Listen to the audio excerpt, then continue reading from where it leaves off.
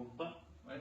Juste reprendre votre nom, votre prénom et votre fonction pour le syndicat. Olivier Roser, je suis président du syndicat des pharmaciens de la Loire. Bon, vous me regardez bien, vous ne regardez pas les caméras. D'accord. Expliquez-nous le mouvement de grève auquel vous appelez les pharmaciens d'officine demain. Pour quelle raison? Alors demain, il y a effectivement un mouvement qui a été demandé aux pharmaciens d'officine. On va faire grève demain matin, donc on ne va pas ouvrir nos officines. On se réunit devant les sécurités sociales de chaque département. Pourquoi on a décidé de mettre en place cette action à ce moment-là? C'est qu'au mois de février s'ouvrent les négociations avec l'assurance maladie et l'État pour la future convention qui va nous lier avec ces organismes pour les 5 prochaines années. On a reçu début janvier la lettre de cadrage de la ministre qui nous donne le cadre de ces négociations et on sent qu'on va se retrouver dans la même spirale négative économiquement pendant les 5 prochaines années. Quel est le constat aujourd'hui? Alors le constat aujourd'hui, c'est que l'assurance maladie met tous les ans un peu plus d'argent pour le système de santé, puisque l'ONDAM, l'objectif national des dépenses d'assurance maladie, est aux alentours de plus 2 à plus 3%. Et nous, depuis 4-5 ans, on est la pharmacie à moins 2, moins 3%.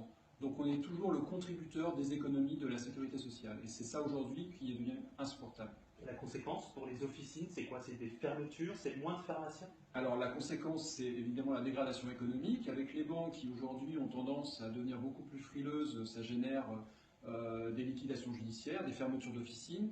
Et au niveau des pharmaciens salariés, on a 20% de taux de chômage supérieur à la moyenne nationale. C'est-à-dire qu'on a autour de 12 à 13% de taux de chômage chez les pharmaciens salariés en officine. C'est-à-dire qu'il y a moins de pharmaciens, ils partent faire quoi ces pharmaciens?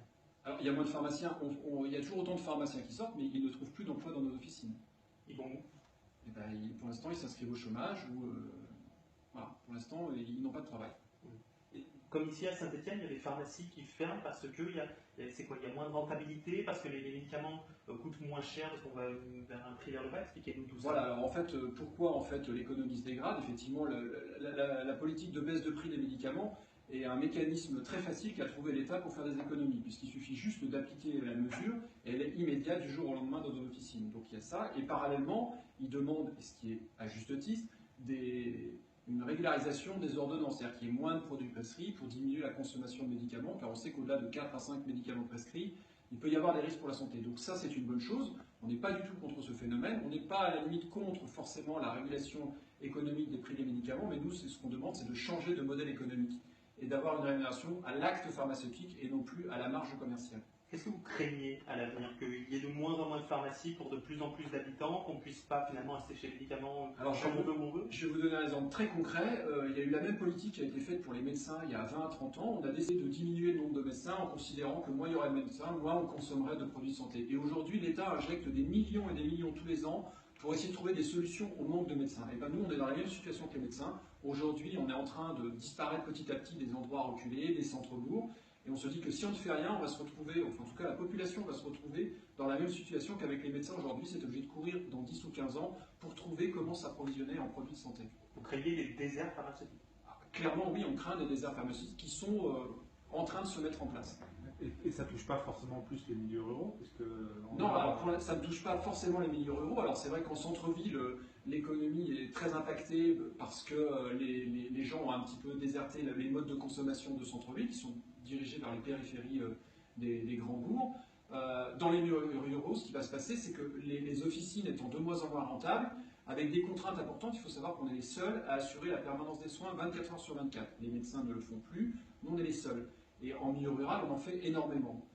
Et demain, les jeunes pharmaciens ne voudront plus s'installer en milieu rural pour ces contraintes-là. Des rentabilités économiques faibles, donc une faible rémunération, et des contraintes importantes avec des gardes quasiment une semaine sur 3. Qu'est-ce que vous demandez à la ministre de la Santé, ou en tout cas à celui ou celle qui va arriver à sa place, et à l'assurance maladie? La première des choses, c'est un peu d'imagination, qu'on sorte des schémas classiques qu'on connaît depuis 4-5 ans, où on nous met dans une convention, on nous dit oui, mais si les prix baissent trop, on va essayer de vous donner une compensation. C'est pas du tout ce modèle-là qu'on veut. Nous, on veut qu'on sorte un petit peu du cloisonnement des professionnels de santé, qu'on puisse obtenir un droit à prescrire. Au mois d'octobre, la ministre a lancé la campagne de lutte contre le tabagisme. Elle a amélioré la prise en charge pour les patients. Elle a développé le droit de prescrire ces produits, sauf pour les pharmaciens. Les kinés peuvent le faire, les sages-femmes peuvent le faire, les infirmiers peuvent prescrire des patchs. Les pharmaciens qui, eux, font le conseil et qui délivrent ces produits-là n'ont pas le droit de les prescrire. Donc on veut changer un petit peu ce modèle-là. Vous demandez peut-être une aide, un soutien financier pour que les pharmaciens qui sortent de l'école puissent s'installer là où il y a des déserts médicaux, à l'image de ce qui se passe pour les médecins? Nous, ce qu'on veut, c'est pouvoir gagner correctement nos vies avec l'activité qu'on fait. L'activité, ce n'est pas de distribuer des médicaments dans le système de santé français. Nous, c'est d'accompagner les patients dans leurs traitements, les traitements chroniques, les traitements lourds.